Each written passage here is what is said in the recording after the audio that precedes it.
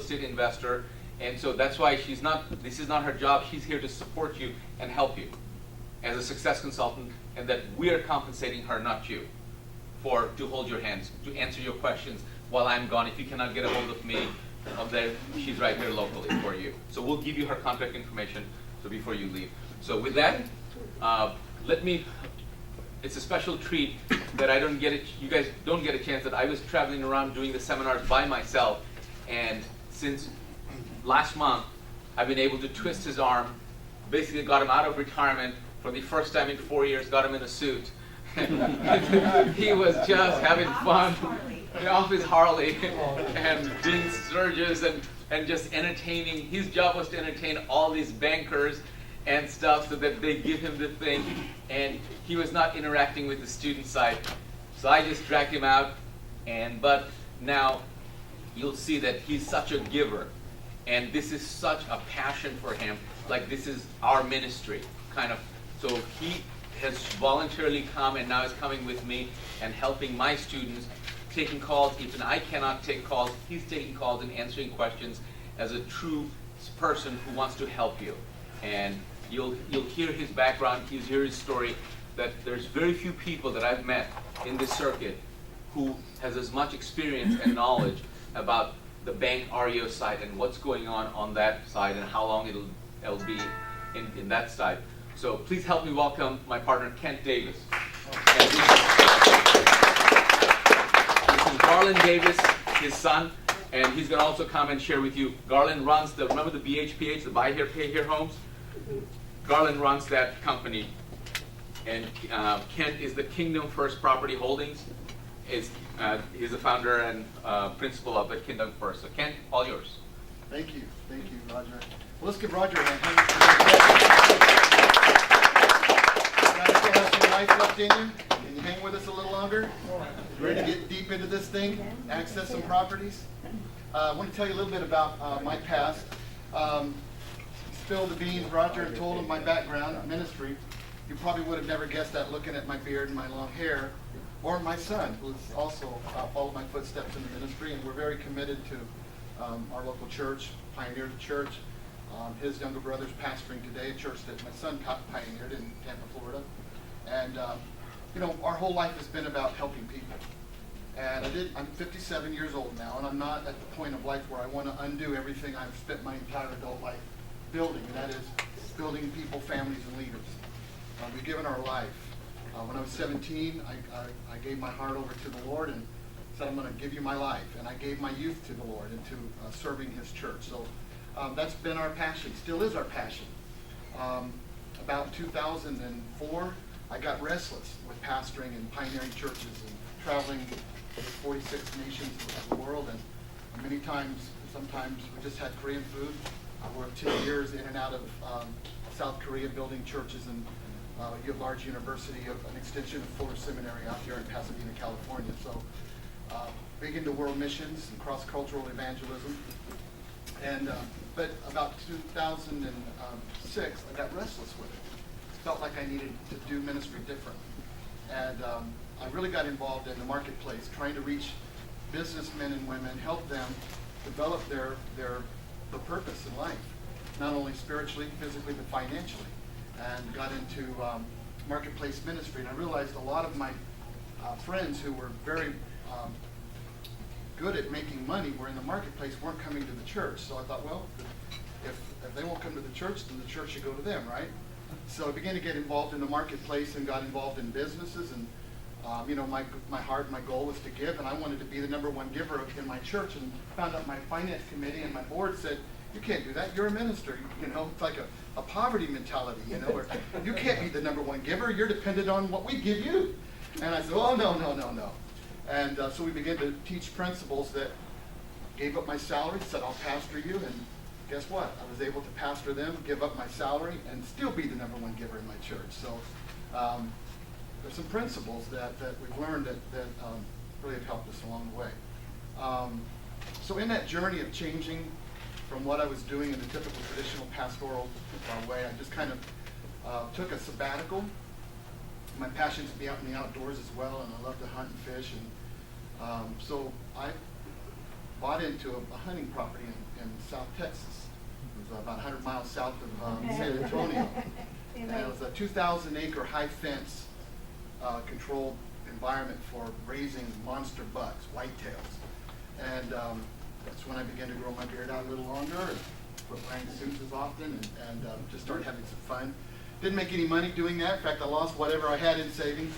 But it was a fun time. And one night, while we were hosting a group of hunters from South Carolina, I found myself around the fire pit, and heard this guy talking about buying thousands of homes from the banks. I kind of got a little closer as he talked, a little closer. I wanted to hear, about how this guy was accessing bank-owned properties. And someone asked him, "How many are you buying?" He said, "Well, I'm buying about 1,000 homes a month."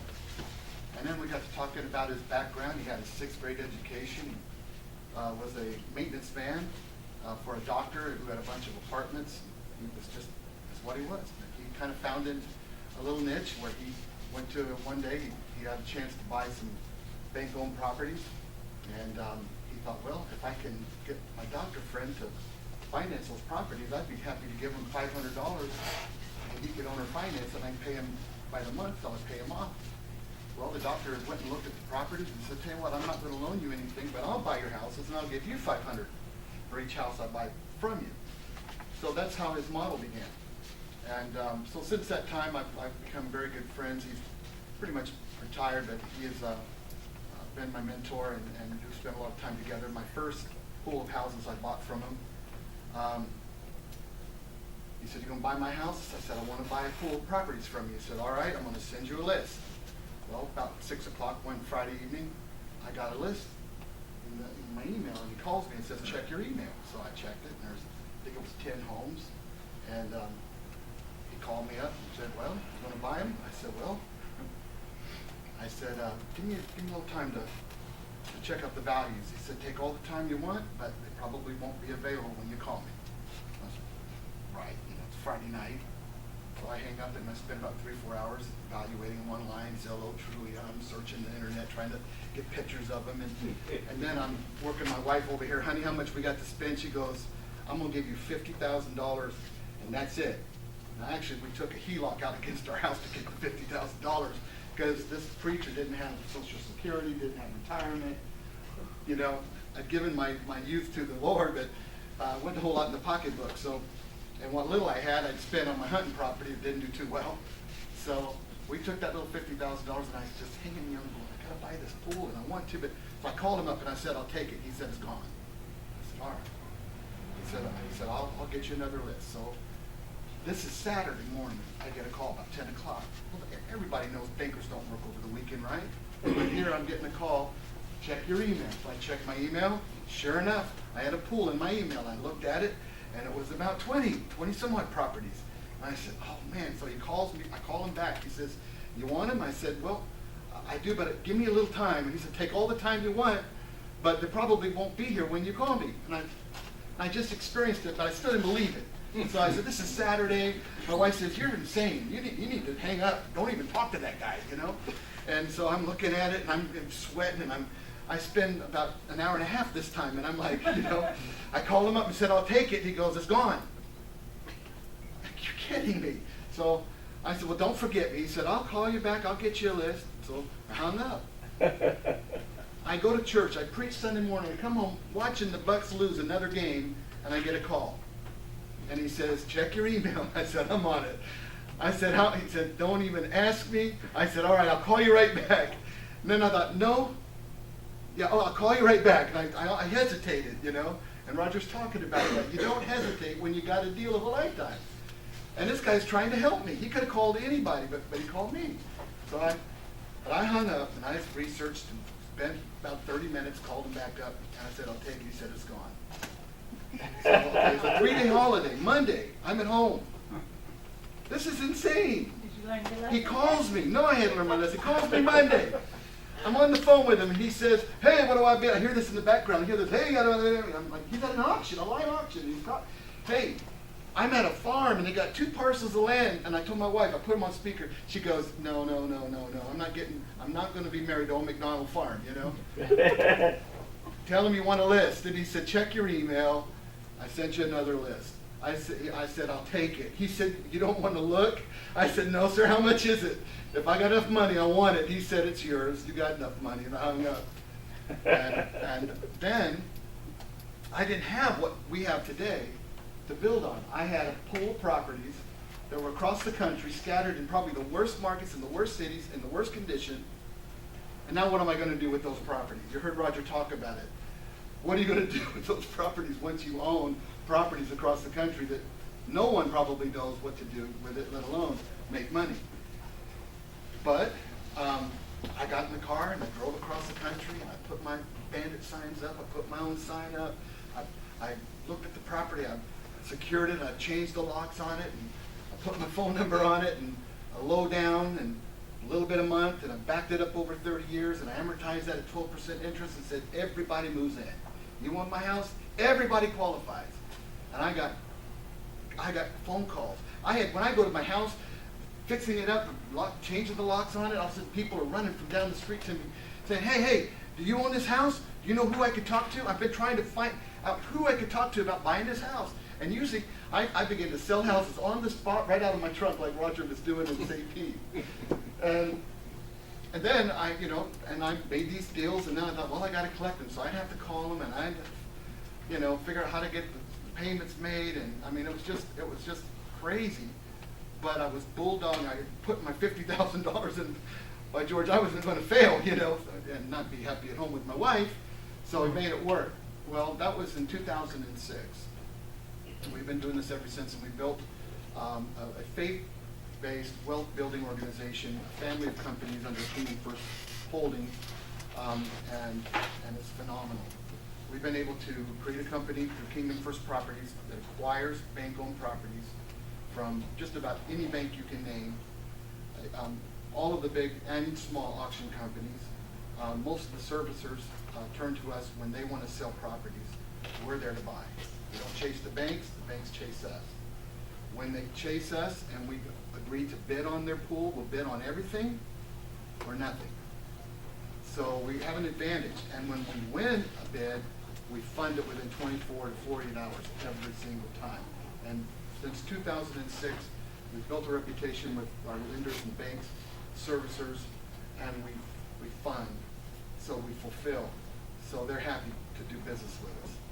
So the key is we buy when and where and what they want to sell, when they want to sell it. And that's been the key to our success. Then we have a company that now markets those properties. So if you bought a property from us, you're done. You go up, you find a property in your front yard or in your neighborhood that you like and you want to do something with it, you want to flip it, you want to rehab it and sell it, or you want to rent it out, do whatever. You're welcome to do whatever you want to do because you're buying those properties and you are the proud owner of those properties. But I've learned that if you're buying product the way we buy it, for the reasons we buy it, for the largest return possible, then you probably want to take advantage of what we've learned since 2006 and what I've learned from my mentor who's been doing this for over 40 years. You want to turn it over to buy here, pay here homes. And then what we do is we take your house, we market it, we service it, secure it, we evaluate it, we sell it for you either for cash. And my goal is if I can get twice what I paid for the house, our team knows sell it. Don't even call me and ask me. If you can get twice what I paid for it cash is king. Sell it. They don't even call me. If it goes on a land contract or owner financing terms, if I get 3 times what I paid for it, sell it on terms. I don't care what the down payment is. First week I own it, I prefer a rebuildable credit.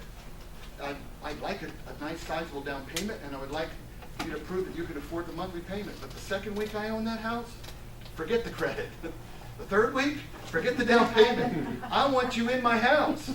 I don't want it empty. Because you know what? I'll probably recoup what I paid for the house within the first 6 months of owning it. So why would I hassle over the down payment? In the meantime, someone's stripping the house of its copper and its goods, right? So it's not rocket science. That's pretty much what we do. So we do all the heavy lifting for you, sell it for you, and then now you've got this, you're the proud owner, or you've cashed out, you get back in line, or you've got a 30-year term or a 20-year term note that you are now the proud owner of. So now you have a deed to the house, free and clear, you have a term contract, and you have a note that you're holding. And by the way, let's say you paid $10,000 for the house from acquisition, and we created a $60,000 contract for deed note. That's a pretty good profit right there, right? Yes, sir. You guys will sell the note, right? It's a good question. We're going to get to that. So let's say, so now you got a $60,000 note, right? All right, so now what do? How do you collect? So we have a company we've created called Kingdom First Contracting Services, and we basically service the note. We'll collect the payment from the now tenant buyer. We will then also collect the taxes and pay the taxes on your behalf, so you don't have to stress out. Did they take care of the tax bill? We don't leave that to them. We take care of it for you. They pay it for you. If there's a repair to be done, they make the repairs on the house.